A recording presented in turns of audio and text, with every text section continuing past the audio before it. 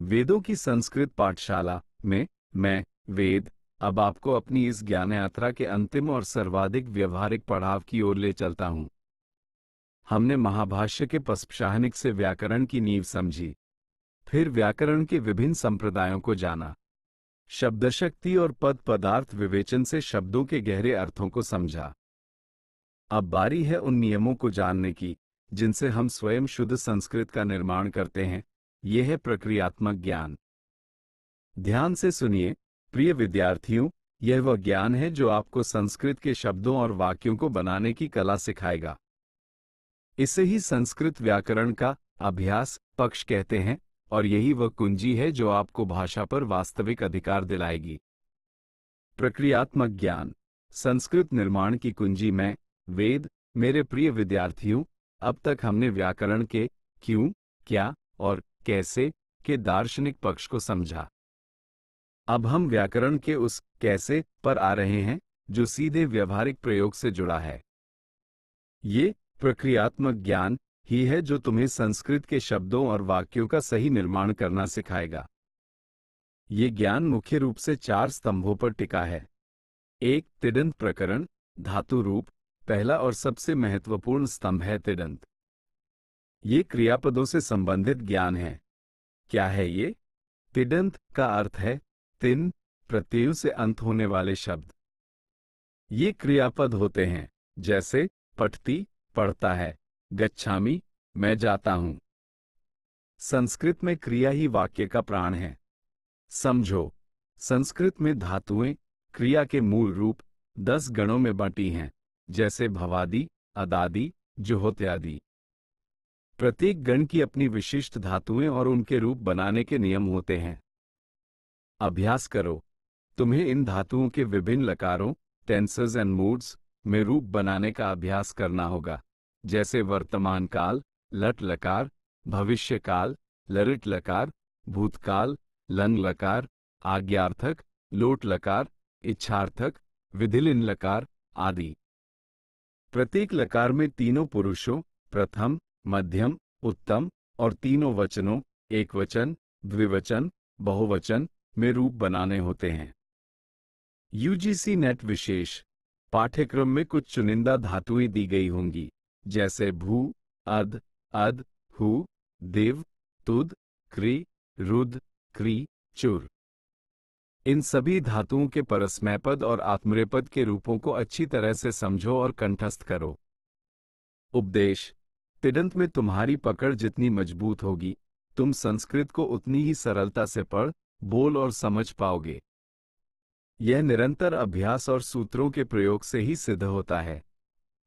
2. कृदंत प्रकरण, कृत प्रत्यय। दूसरा स्तंभ है कृदंत।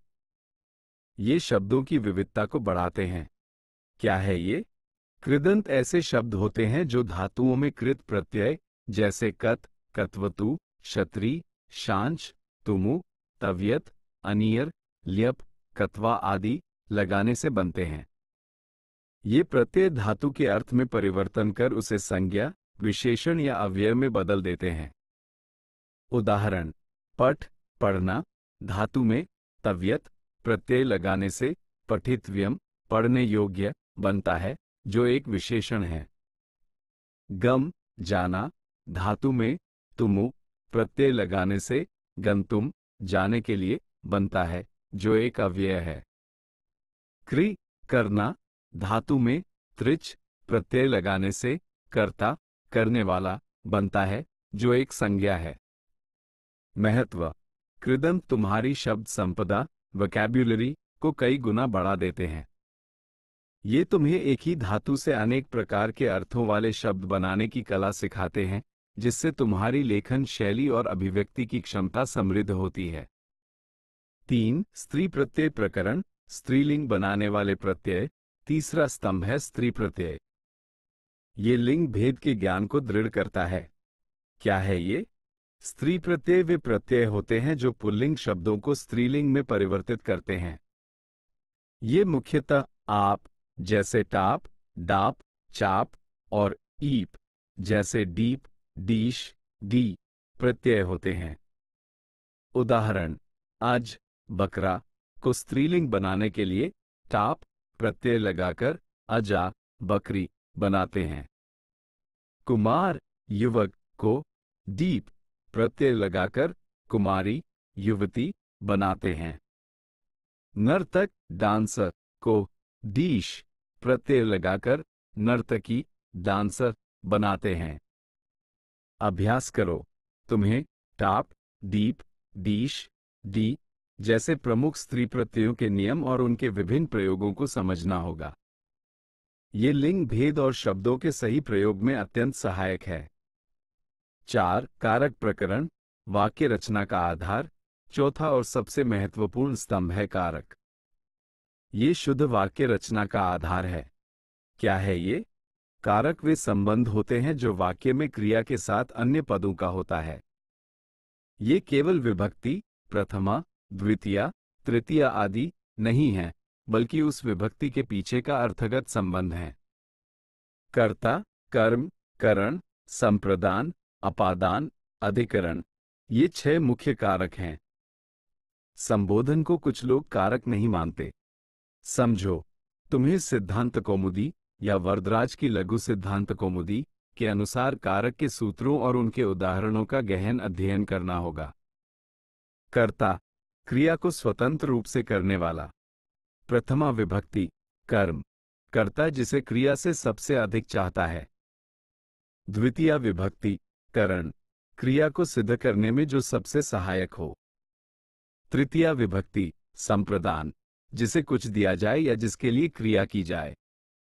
चतुर्थी विभक्ति, अपादान, जिससे कोई वस्तु अलग हो या जिससे भय हो। पंचमी विभक्ति, अधिकरण, क्रिया का आधार या स्थान। सप्तमी विभक्ति, उपदेश, कारक प्रकरण तुम्हारी वाक्य रचना को निर्दोष बनाएगा। ये तुम्हें सिखाएगा कि किस स्थिति में कौन सी विभक्ति का प्रयोग करना है और क्यों करना है।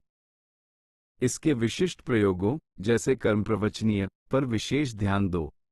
मैं, वेद, तो, मेरे प्रिय विद्यार्थियों, ये प्रक्रियात्मक ज्ञान ही तुम्हें संस्कृत भाषा पर वास्तविक अधिकार दिलाएगा। ये तुम्हें केवल नियम नहीं सिखाता, बल्कि उन नियमों को जीवन में उतारना सिखाता है। इसे केवल परीक्षा के लिए मत पढ़ो, इसे अपनी संस्कृत साधना का हिस्सा बनाओ। अभ्यास ही सफलता की कुंजी है। मुझे पूर्ण विश्वास है कि तुम इस ज्ञान को आत्मसात कर अपने लक्ष्य को प्राप्त करोगे। मेरा आशीर्वाद सदैव तुम्हारे साथ है। क्या ये प्रक्रियात्मक ज्ञान आपको अब स्पष्ट हुआ? क्या आप अब अभ्यास के लिए पूर्ण रूप से तैयार हैं?